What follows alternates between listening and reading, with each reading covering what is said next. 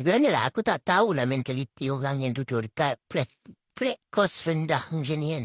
Low cost punya flat ni kan. Ya tu ada kayak itu. Tak penuh pun tu ni. Ini kosong. Tapi diorang desain tu buang. Tanya tu orang dekat tepi tu. Dekat tepi tu. Itu paling jauh lah tu. Paling jauh. Dekat sana. Padahal lagi tu baru je dah dikemaskan. So,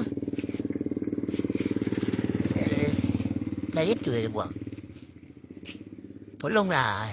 Kalau tahu kita ni duduk flat cost rendah. Paling-paling tidak pun biarlah mentaliti tu macam rondo-rondo.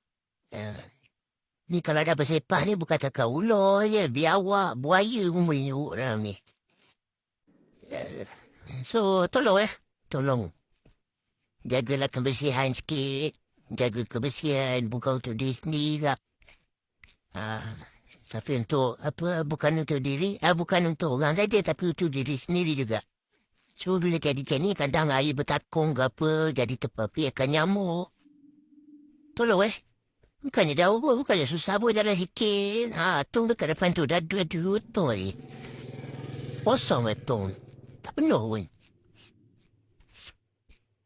Okay lah, tak tahulah nak cakap ceritanya. So, tu je lah. Assalamualaikum, bye-bye.